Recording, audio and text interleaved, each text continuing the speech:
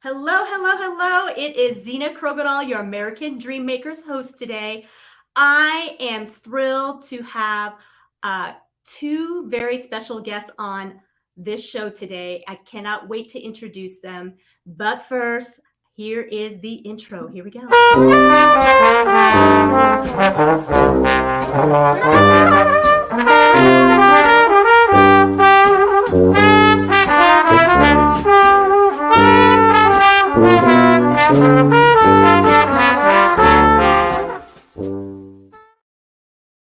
Hi, everyone. It's Zena Krogadal live, and it's Friday, May 12th. It's an amazing day, sunny day here in Prescott, Arizona. And I am so excited to introduce to you Ben and Sasha Naasz. They are amazing people in our community. I'm just not even gonna wait. I'm gonna bring them up here because I can't wait to talk to them. Hi guys, how are you? Hello. How are you doing today? Great. Yep, very good. Friday. Yeah, we just came from circuit training class, so we're feeling our best. Yep. Awesome. Well, everyone that is joining us live, please be sure to share this out. Ben and Sasha are amazing people. They have an amazing message that the world needs to hear, not just the Prescott Valley, Prescott area, guys. So make sure you like and share and spread the word. Okay, without further ado, Ben and Sasha, tell us where it all began. Ooh, the beginning. We met in Los Angeles. We were both in LA pursuing dance and acting careers.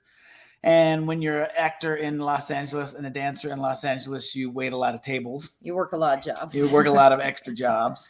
So we met in a restaurant where I was working. She came and interviewed with my manager. And I told the guys, back off, that's going to be my wife the first time I saw her. And then I had to ask her out 12 times to get her to go out with me. And eventually I wore her down. And then that's how we started. Well, that's pretty awesome that you were that persistent. And I don't blame you that first night you're like, she's mine, back off. Yeah. I was very busy. I didn't want a boyfriend. So it was funny because every time I was working, he'd come up to me. He's like, hey, we should hang out sometime. And I'd be like, oh, yeah, sure. But like he never followed through, but I didn't really want him to because I'm like, I'm busy. I'm auditioning. I'm doing my thing. I just moved here. And I was working another serving job. I was on, Sunset? It was an amazing waitressing job where like all the famous people came in and somehow he got in and he had his backup friend with him. He looked like a bouncer and I'm working. He kind of cornered me. He's like, hey, what do you do on Sunday? And I'm like, well, that's my day off. And then that's when he closed the deal. He's like, I can pick you up at this time, take you to dinner, la, la, la. So I couldn't refuse. And then the rest is history. Yeah. I realized he wasn't one of those annoying actors that everybody wants to be an actor out in LA. I'm like, oh, yeah, frosted tip hair. Like, no, I don't think. Yeah, I was working I had a stand-in job for a CBS sitcom, and the kid I was standing in for was blonde, so they frosted my hair. So I looked like a total LA snob. But yeah, but I discovered he was not. And the more we got talking during dinner, I was just like, oh man. I'm charming. How long? Yes, very charming. So how long did it take you to know that this was the man you were going to marry? He knew before he even talked to you. So when did you know? I know it. It was probably that first date. I mean, I was only 22, just turned 22. So I was still young and I wasn't really thinking of, marriage and all that yet because I was pursuing my dance career. But yeah, the more I got to know him, I was like, oh crap. Oh no, because, I wanted to do my thing out there. So we were dating and every date was better and better. And it's funny because he really laid it on thick with schmoozing me because he took me to one of the nicest restaurants in LA. It overlooks the city, Yamashiro's. Yeah.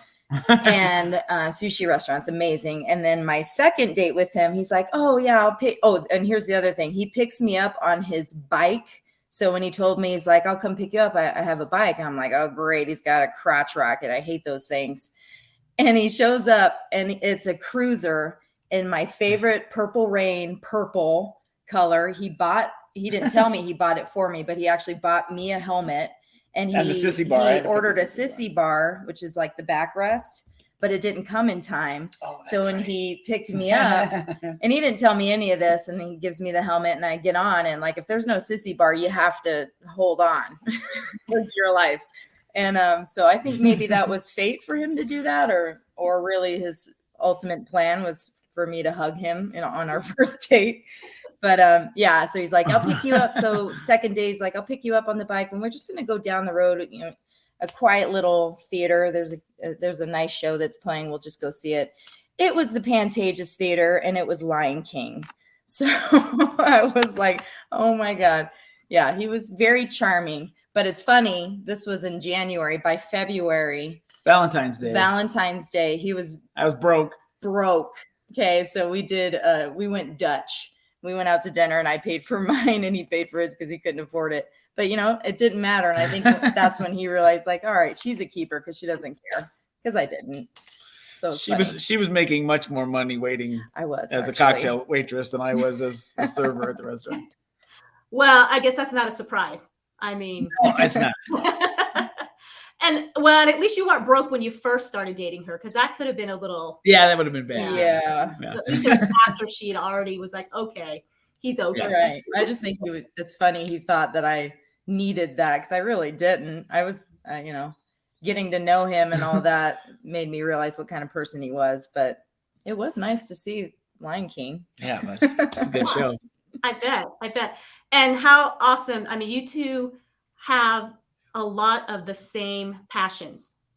Yeah, a lot. And it's funny. So I'm a dancer, not an actress at all. In fact, the first time I was ever on stage speaking or singing, also not a singer, was Chicago last year. I've never, unless you count fourth grade Jungle Book, but like I took to dance in high school and just loved it so much. My brother was the actor in our family, singer. So, but with dance, I have big passion for it. And one of our earlier dates, he took me to the Derby, which back in that day, swing dance was really popular. They were going through a retro sort of, it was coming back. So cool. He took me there and it's crazy. He just took me out on the dance floor and it's like we'd been dancing all our lives together. Like he just had these moves and I picked him up right away. And it's been like that ever since. Like we could just go out and freestyle and we know exactly what we're doing together. Yeah, I fake it really well. You do an amazing job. And I saw Chicago with you guys in there. And you both were fabulous. I mean, that whole cast, I know you guys had a lot to do with the production of it. Yes. I don't even know how you guys slept during that time. We didn't, but it was so worth it. That was a dream. That was a dream job for sure. Nanette Hofer had us come on her production team, and what a blessing. I mean, Ben and I have always worked together since day one, but to be able to share that experience together, because he designed and built the set and for me to choreograph and then for us to be in the show, like that was just a dream. So worth it. And we loved it so much. That's awesome. So you guys were in LA when you met. You were trying to break into the whole entertainment industry. Yeah. I'd been there for 3.5 years. I did 1.5 years at the University of Arizona grad school before I went. I didn't finish that master's program. I left halfway through. And then I went to LA for 3.5 years. We met 2.5 years into that, something like that. And then I got a letter from the college, from the University of Arizona, that said, if you don't come back, you're going to lose your credits. And I'd been there 3.5 years and I was kind of getting, jaded.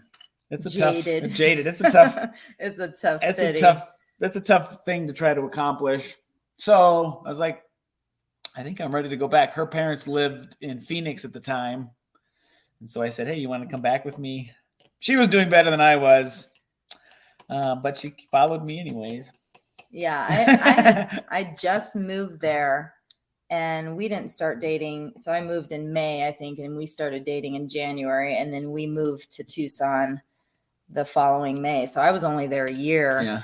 But yeah, I was doing well. I got an agent. There was a cattle call for an agency, and I went to it the first week I moved, and I got into the agency, which is crazy. It's crazy. And it's awesome. I got a bunch of like industrial gigs, commercials. My two favorites were I was in a Destiny's Child music video, and no, they weren't there. That would have been extra cool. And then, dang it, what's that show? I keep forgetting. It's the alien one. It's so old that I don't even remember it. It's anyway. got David Duchovny in it. Do you know which one that is? I don't remember that. I can't. I know it's on the tip of my tongue. Anyways, I got an episode. I was an Italian dancer in some street festival. Best gig ever, because I was probably maybe 20 seconds in a scene, but you only see me for 2 seconds. But it paid me for years. Yeah, we moved to Tucson, and I kept getting paychecks. I'm like, holy crap. So every time, for a long time. Every time the show aired, I'd get a big check. I'm like, wow. I think my last check, somehow they found me when we moved here, was like 5 cents. Yeah. But for years, residuals are I would awesome. get these residuals.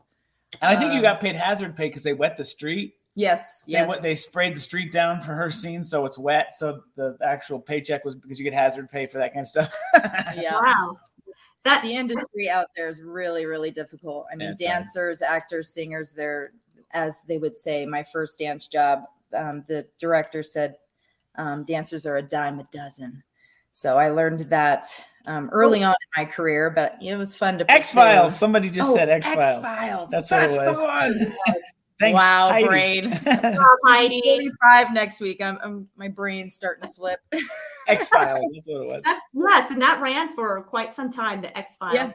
Yeah, so, it did. Yeah, so and on multiple cable networks. That's why she kept getting residuals, because they just kept selling it to other channels, and she gets paid for that. It was great.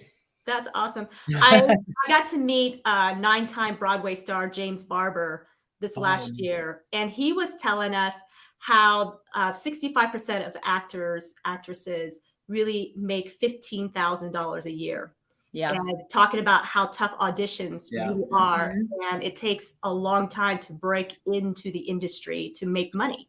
Yeah, and you have to be willing to put that time in. Yeah. I did 3.5, 4 years, and I was like, there was guys that were working at the restaurant with us that were 10 years older than me, have been doing it for 15 years, and we're still talking about, well, one of my students is, trying to live vicariously through their students. And I was like, I'm not gonna still be at this restaurant 10 years from now. Yeah, so it's hard. It's hard. Yeah. So then, so you went back to Arizona. When did you decide to come up to Prescott Valley area? We both finished school. So I finished my master's degree, and she finished her bachelor's of science at the University of Arizona. We finished that.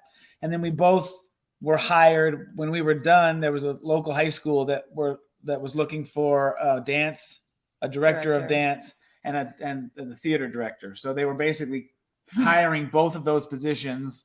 And so it was like fate. Too perfect. Yeah, we just rolled right into the high school. Literally have worked together since the day we met. Yeah, since the beginning. Yeah.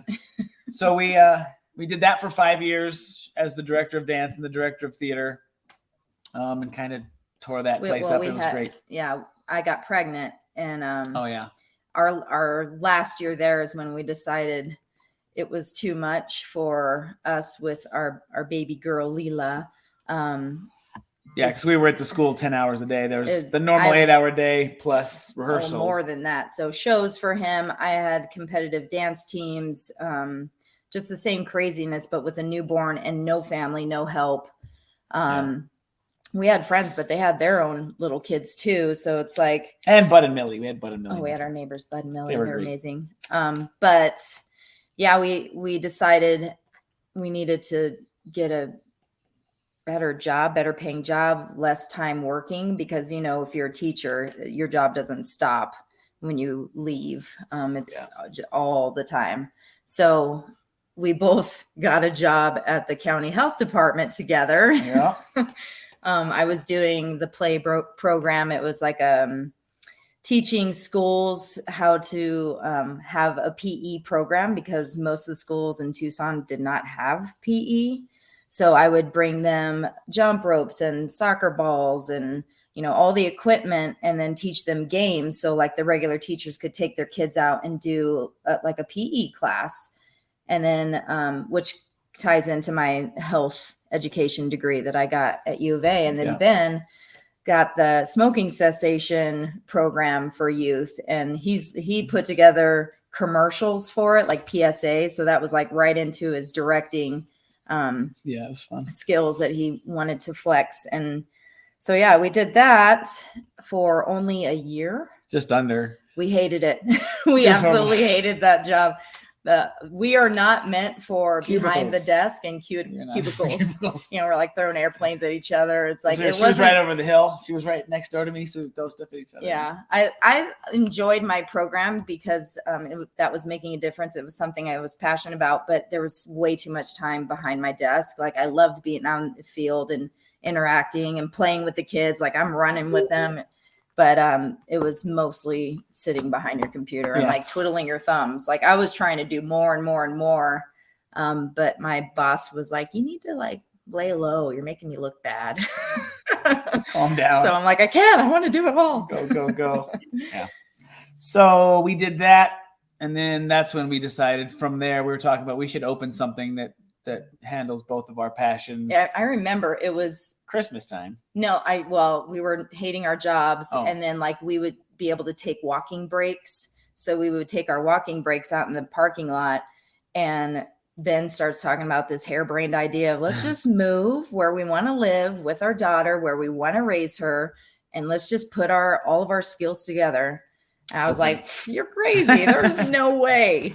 So this whole movement is Ben and me believing in him and following him. But like, there's no way I ever imagined opening up a studio of my own with, you know, so this is mostly Ben's craziness. It's just my idea. The execution is all us. Yeah. So then we decided Prescott, because we were going up to Prescott. We were coming up here every Thanksgiving, every Christmas, every 3-day weekend. Every chance we could get, we were getting out of Tucson. So it was kind of a no-brainer. So we liquidated a bunch of stuff. We had 2 cars. We sold her car, and just made the move. Moved into a little house in Yavapai Hills, a little 2-bedroom. We rented for a lot of years. Loved that little house. And then opened it up like a year later or whatever. Yeah. What was that like when you opened up the doors for the first time? How did you feel? When we first moved here and just tried to establish ourselves, the months before, we would drive up and see Hal at, what was that place? Score. The Score is a not-for-profit. Basically, I don't know what it stands for, but they've got like international business execs, big people in business who are retired now, who it's just a not-for-profit. They just help you plan your business. And we wrote a business plan. And then we would bring it into Hal, and he would chew us up and spit us out and say, come back. And we'd come back a week later, and he'd do the same thing. That happened 4 or 5 times before he thought we had a plan that was viable. And because neither of us are business people, we're both artists. So we're not from here. So he was actually the one that told us, because we originally wanted to open in Prescott. And he's like, oh, no, you need to open in Prescott Valley. That's going to be the growing town that you want to be in. More families are coming in, and the rent is a little bit better. So we just kind of followed his lead. Whatever he suggested, we would make those changes. And it's funny, one of our initial meetings, he's like, are you sure you don't want to just open in like Scottsdale or somewhere in Phoenix? You'll get so much more money and blah, blah, blah. We're like, no, we don't want to live. We don't want to live there. So what was it like opening up? It was terrifying. It was funny. Like I said, in that time when we were establishing and we finally moved up here, Ben took like you worked at Safeway, so he did. Yeah, I was a pharmacy tech for. So I had a lot of side jobs where we would put all the money I was making from the side job into the business, open the business. to make sure that the business didn't. We were keeping. And then I was alive. teaching like 22 classes, so I was like the main person. But yeah, not knowing a single person except my parents, and my parents aren't really, they're not really social media people. They only know a few in their neighborhood, but it's not like they could promote us. But word of mouth, living in a small town, and word of mouth has just been amazing. That's literally our main marketing when we opened. Yeah. We did do one we tried to do coupon book, one of those coupon books. We paid for that, but I don't even think that was helping us. I think it was mainly just like one person would come in, and then they would tell their friends, and those friends would tell their friends and who they work with. And it just kind of trickled down. And every single person that walked through our doors, we were amazed how friendly they were. And like, they literally become like family to us. So yeah, it's been amazing. Yeah. My daughter was one of your, I think, first students in that first year. Mm-hmm. And yeah. We had a few privates, I think, because I didn't have a class. But we would just open the doors and then just wait for people to come in. I remember those first the first 3 or 4 or 5 days. It was like, is somebody going to come? And one or two people would come in, and she'd have basically a semi-private with them for a fitness class or whatever. My first Kempo student was Riker Wells. His dad delivered the flooring to us when we were putting our floors in. And he just said, hey, my son's into Kempo, and he'd be willing to help you put it in if you want to do some trade stuff. And I was like, sure, send the kid in. He ended up being my first adult black belt, and he still comes back. He's amazing. Yeah, he moved to LA. He's in LA but every time he comes into town, he comes and takes classes, and it's really cool. Yeah. That's so awesome. And we were like, his father, Charles, was like really nice. And I was like, what do you want? Why are you being so nice to us?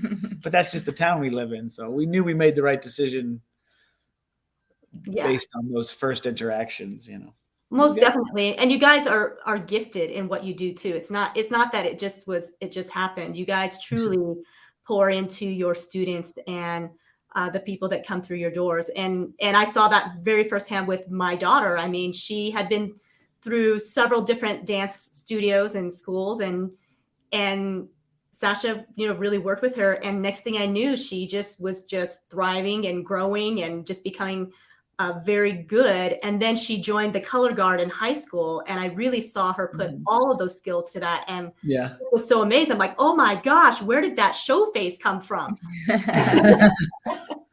That's awesome. Yeah. And now she's an adult. I know. It's so crazy how fast the years go. So with your business, I mean, you started out in, I believe, the 2 suites. And then you slowly grew into basically taking up more space. Yeah, we kept trying to make sure that we were keeping up with the demand. And so we just picked up 1 suite at a time. At one point we had all 6 of them. It's a 6 suite, 2 buildings, 3 suites each. At one point we had all 6. And then 2019 was kind of rough on us. And then COVID came. So we had to restructure a little bit and reorganize. And we the business part of it was trial by fire for us. We're both artists, and we did that part of it very well. But the business side, we were terrible at business in the beginning. We had to take our lumps and learn from our mistakes. And, but we survived all of that, and now it's going great. So now we kind of know what we're doing on the business side too. And so we are, expanding again, thinking about, so it's working great. Yeah. Right now, knock on wood. Tell us about the challenges that COVID had. Yeah. Oh, is that me? Yeah. So it's funny because you think COVID would be the one that would take you out, but it actually wasn't. It was 2019. We had some other years in our earlier years where it was getting rough. I think after our first initial expansion, it was great. And, but then when I got pregnant with Eldon, we had a lot of people drop, and maybe I just wasn't cool pregnant and trying to work people out. But we had a drop there. But then 2019, that one was the hardest for us. I think we lost a teacher, and that teacher took a lot of our clients. And so when our new dance season started, it was really tough. And our business loan kept raising their interest rate on us. I think, where did it end? It was like 28%.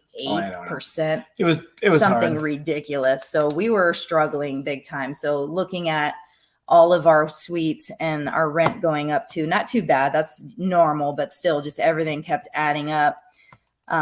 So that's when we had to make some hard decisions and reduce our size, revamp our entire business. Yeah. And then we reopen as the Movement Studio, because we used to be Fusion of Movement in January, and it was actually great. I think it just brought new life to everything, because we were in a different mindset for that, because that was when we decided we are going to fight for this. So we came in fresh and ready. Everything was great, and then March of 2020 came. COVID happened. But ironically enough, it did not really hurt us as bad as you would think. We got that loan, or not the loan, the PPP. So we got a PPP. There was also some sort of grant that we got that they were giving out. And then we just told because the clientele is so supportive, we just said, look, we'll do videos online. We'll teach outside. We did not stop. We did not stop working. We kept paying our staff. I was doing all online, like live feed videos for my fitness up until they released you could meet in person, but you had a capacity. So then we opened up our garage doors, and I would do classes outside. For dance, we have our one space is like 2,200 square feet. Yeah, the big one. One of our big studios. So then I would do reduced size dance classes. And the thing about that is we do our big showcase, our dance showcase every June. And because it was still restricted, Ben and I got on, I think we did a YouTube video just to send out to all the families and say, look, we promise you, we will do this showcase no matter what it looks like. If we have to do 4 shows to keep the capacity down, we're going to do it. And that's what we did. We just had to wait until, I think it was August. Yeah, we pushed it back. So we told because all the kids had their costumes. Like, this is when you're really gearing up for the end of the season. So over the summer, we just kept doing videos and live feeds. And then I brought in small groups. So it was actually more work than ever for that kind of teaching, because I had to do so many classes with less people. But and then we did 4 shows. 4 shows where we would bring limited in capacity with these classes, and then they would all leave, and we'd reset and bring the next group in. It took forever, but it worked. Yeah, it was. Everybody got to perform. Good. Yeah. So, and everybody was itching to. They were, by that point, everybody was like, yeah. And that's the other thing about COVID is these parents want their kids to interact and socialize and be in something that they enjoy when the world was so scary and they're stuck at home all the time. So to have that access to, even if it's through your computer, which was obnoxious at times, but like, oh yeah, I have class, and they'd log in, they'd see all their friends. And so, it was great to be that outlet for them, because they needed it. I know our kids needed it. Like you have to have that social interaction and movement. Like, that's huge. So I think once everything was fully lifted, they just came in droves, it's been really good since it's been kind of reminded everybody, like how important it is. Yeah. Those things are. Yeah. So. Yeah, definitely. And I'm so glad to hear that it actually boosted things for you. And like you said, suddenly people realized what a need it really was. It wasn't just a luxury item, that now it's truly a need. Yeah. I think so. Have that physical and which helps your mental, which helps a lot of things, right? You have to have all that in place. So Ben, you have something exciting to tell us too, an extension of what you had. Yes. So we've been working, we've been doing junior musicals pretty much since we opened. We did Cinderella way back when, and It's a Wonderful Life in the movement studio as the Movement Studio. And I called I said, Footlight Productions. I just picked a name. I didn't have the legal rights to it. I said, we're just going to call it Footlight Productions to give it a name. And so we would operate Footlight Productions out of the Movement Studio, but it was basically just the Movement Studio. And then because things were going so well with the theater part of it, I said, let's take the next level. The next step is making Footlight Productions a 501c3. So I had one of our staff write the request in November to become a 501c3. And I was expecting them to take 6 months to turn it around and bring it back. And like 6 weeks later, we had an approval letter. So this is like mid-November, and all of a sudden I have a 501c3. We have a 501c3. And I was like, well, this is great, but I don't have a board. I don't have bylaws. I don't have a budget. Ready. I don't have a cash flow. I don't have a business. I mean, there's all this stuff that if we want to start in January, I have, like 6 weeks to get this stuff done. So I buckled down and wrote a bunch of stuff and wrote a bunch of fundraising things. And, but we now officially have a Footlight Productions, which is a 501c3. And it's going really well. We just did Aladdin with that group. We had like 65 kids in that, multiple casts, and that went really well. And then we just cast Joseph in his amazing Technicolor Dreamcoat, which is going to go up in September. And this one we're going to do at the Elks Theater. And I had like 85 people audition for that one. We're going to pursue some choirs to sing in the back. So that show should have 100, 110 people in it, each show. It's going to be huge. And it's an epic show. And it's the first time that we've taken anything of Footlights to a theater. Because I don't know if you've seen our space. I'm sure you have, when we trick it out into like a black box theater. So Ben made those curtains. He ordered every show that we've done. We take the profits and we just upgrade. So we have an amazing lighting system. So we do well inside the space, but it's only holds so many. And so to take this show with a huge cast and actually put it on a big stage is huge for us. We're really excited to do that. We're gonna have a live orchestra. Like it's going to be six shows over 2 weekends in September. And that ticket information will go up soon, but we're getting through. We've got some other little musical theater reviews and stuff this weekend. We're going to do Seussical Kids over the summer. That's a summer intensive. That audition is coming up soon, the 15th. At the studio. We'll audition that on the 15th of this month, and then give the kids their scripts. And then we bring them back in the second or third week of July, and we do 3 days of blocking, a couple days of tech, and then there's a show. So we put on this half-hour kids musical in 5 days, as an intensive summer camp. And then the Movement has all sorts of dance summer camps that are up. We've got a Frozen one and a Bluey one and a Disney Princess one. And Sasha is auditioning the dance team. Oh, my competitive dance team. Yeah, that's next Friday. Yeah. So we've got our competitive dance team this year was 49 dancers, ages, I want to say 6 was the youngest, up to 17. So I'm excited to see the turnout this Friday, because now that all the kids saw what our teams do, because we had a lot of new kids this session, they're all excited to audition. So it'll be fun. But yeah, just busy all the time. It really never stops. That's why our vacation that we take in the summer is, it's going to be a good one, because we need it to reboot and do it all over again.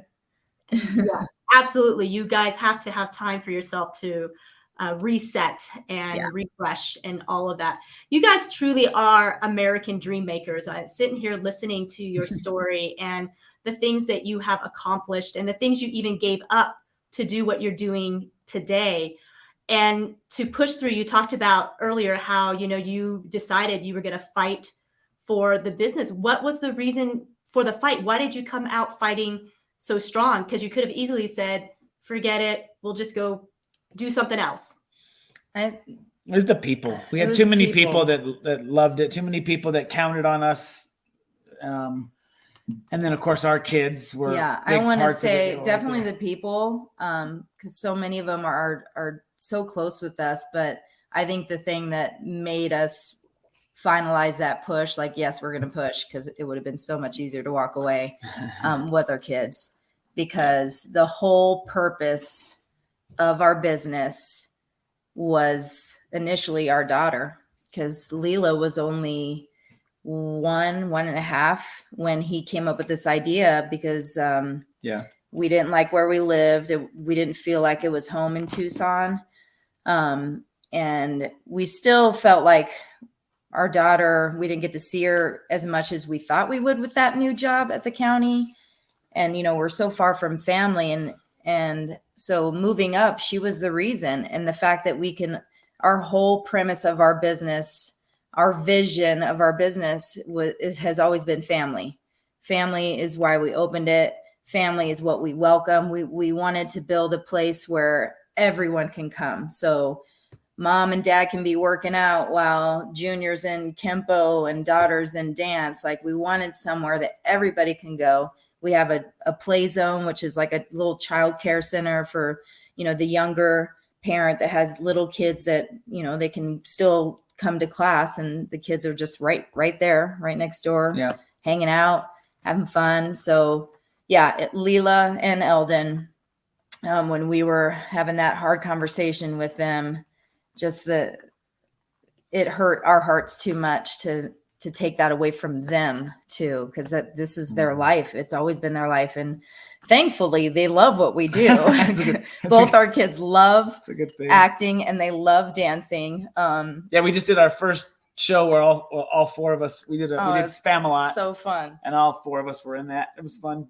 That is great that it truly is a family business that you got going on. And your kids are growing up and learning so many things. You guys are great examples of just pushing through and living a dream. You guys had a vision, or I guess Ben had a vision, and he was so charming. He brought crazy enough to go along with it. and how cool is that? So the other question I have, how long have you two been married for now? Ooh, next week is our 19th anniversary. On the 20th. So the 18th is my birthday, and then the 20th is our anniversary. So I have this thing that I call it my anniversary, because the week of our wedding, we kind of made it a family affair. We got married on a Thursday, so we had in Lake Tahoe. We had our family come midweek, like they came Monday. We did picnics and barbecues. I had my birthday, and then we got married 2 days later. So it's a big week next week, although we're just working. But that's all right. We are going to Vegas the week after that for our anniversary. So we had to push it back a week. That's all right. Well, happy anniversary. 19 years, and you have a business together. You've been through the ringer, and yet you still like each other. So what's the secret? What do you always say? You're not the boss? I am. No, what's your saying? Nothing worth doing is easy. Yeah, that one. Nothing worth doing. That's very true. Nothing worth doing is easy. And like we talked about earlier, we share so many passions together. Even though I'm not an actress or a singer, I love the arts so much. And we kind of bounce off each other with ideas all the time. There's a lot of grace in between, because I am a Taurus, a very stubborn bull. So thank God I married Ben, because he's like the most patient man ever. But there's a lot of give and take, and communication's huge. I don't know. Let go of the ego. That's your other thing. Cut the ego. That's it. Don't go to bed angry. Don't go to bed angry. Those are all great tips. Yes. Sure. Because that's a different dynamic. Every marriage has it can have its challenges. Most people do. Yeah. But then when you add that you work together, you see each other consistently, and you're running a business together. You're bringing the business home with you. It's always on your mind. It's always, If we didn't love it, it would be a catastrophe. Yeah. Right. And so seeing you work together as a team and really growing that dream and living and not being afraid to live it out is very inspiring, which is exactly what American Dream Makers is all about, is to bring people on who inspire, who impact and transform lives. You guys are doing all of those things. So kudos to you. You guys are truly amazing. And the community absolutely is thriving because you guys are thriving. I hope you see that. It's nice. Thank you. Yeah, we appreciate Yeah, that. your words are amazing. I'm like, oh, wow. That sounds nice. Yeah. Yeah. Well, sometimes when you're in the middle of the grind, you don't see that, because Yeah. you're just right in there. And so when you've got people on the outside view, this is why, having a community of people is so important, because sometimes having that outside view telling you what they're seeing, whether it's good, bad, or the ugly, it's all good stuff, because it helps me, I know for sure, to be better, to be the better version. Well, and I believe growth comes from the people you surround yourself with. And I think in a lot of those earlier years, we had a decent staff, but a lot of times things didn't jive. But the other part of us thriving now is we are so blessed with the staff we have. And several of them have been with us for years now. And a few are just kind of new last 3 years. But I just feel like the energy that you surround yourself with will help you thrive as well. So we're super grateful of our team. Yeah.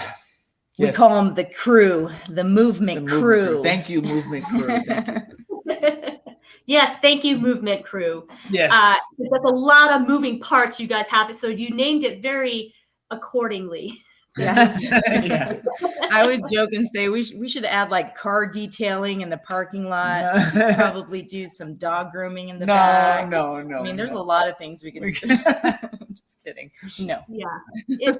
There's a lot of things you could, but yeah. Anything else that you would, I guess, give advice to somebody who is maybe in the beginning of starting a vision, that they have a dream that they have, anything that you want to impart on them? You have to jump. Take the leap of faith. You just have to jump. If you're passionate enough about it, you have to jump and just be willing to take your lumps and keep working to make it happen. Because the alternative is security with no passion, which is no fun. Which is not much of a life, huh? not in the long run. So take your risk, find your passion, and go for it. And work hard. Work hard. So with, I guess, looking back now, when you were in your 20s, you were in LA, hoping and wishing and working towards landing jobs that would make you famous, right? With big roles and all that. Maybe for him, that's not so much for dancers, but yeah, just getting gigs. I love the art. I love the art of acting and the art of musical theater and the art of singing. So for me, it was just being able to get something that would let me do that all the time. And I went to a lot of auditions. I got to the point where I loved going to auditions because I just got to practice the art. So people get nervous about those, but I would roll in and it would be like a challenge, a fun sort of challenge. But it's really difficult. So when we moved back and started doing it here now, like the opportunities to execute the art are significantly more than they were in LA because it's just a small town. So big fish in a little pond is okay. Once you've seen the big pond, I was like, okay. So we love the art. I think that's, and I think once we left LA and kind of switch gears to the teaching mode, it's a different world, and it like gives back even more. Yeah, it's fun to watch. We love kids being grow on up. stage. We love performing, but then having the aspect of being that teacher and helping inspire them and having, I don't know, it feels good to make that difference in someone else, because they might be like you someday and grow and move and travel and do all those things, or not. But either way, in this moment in time, if they love the art and they want to explore it, we love that we are a part of it. And we get to see the kids grow from little 4-year-olds and they spend to 23. to 23, right? She wasn't 4 when she started, but still, it's From, like, you know, they spend their whole lives growing up and growing artistically. And like when we were at the high school, we got them for 4 years and then they left, right? You go teach at college, it's the same way. You get them for a little tiny piece of their life. At the studio, some of these kids have been with us the whole time. mm-hmm. So we're getting to see these kids, and now like Leela's almost in high school and her whole group. Now they've been dancing flourish together for years. So you get to see their growth and take advantage of it. So we'll put them in shows, and the shows will just keep getting better because they're getting better. You know? Yeah, it's fun. It's awesome. That's great to hear. I mean, you guys are just phenomenal people, and you truly love people, love kids, and we can see that for sure. And the fact that you just love seeing somebody progress and grow and be I guess that you're a positive influence. And not only that, seeing you guys together, you guys are a couple that really seem to bring out the best in each other. Like you are, it's a very synergistic relationship, and not every marriage has that. But you guys really fuel each other's passion. So one starts dreaming, the other one starts dreaming some more, and I see that as you guys talk about that. I can see it, I can feel it. So that's 19 years was probably a very exciting 19 years of adventure. It's been fun. Yeah, I like him. Yeah, that's awesome. Well, thank you again so much for taking the time out of your extremely busy schedule and being on American Dream Makers. I know your story will inspire many to come. And the beauty about social media is that it reaches a big audience, as we have found over the several years here, is that it hits even bigger than the news channels and things that we used to see traditionally. But the social media platform is huge. And so I really encourage, for all of you that know Sasha and Ben, just share this out, get their message out. What an inspiration they are. They are totally American dream makers. We need more people like them in our world to make this world a better place. And because you're already making Prescott Valley a better place for sure. So I'm going to say goodbye to you guys for now, but don't go away. I'll be right back. So, but thank you again. Thank you so much for having us. It was good. You guys, thank you again so much for joining us here today on American Dream Makers. We are definitely here to help inspire, impact, and transform. And so if you have an inspiring story, I would love to hear about it. And if you're not part of the American Dream Makers group, please go ahead and join. I'm on Facebook, Instagram, YouTube, and LinkedIn.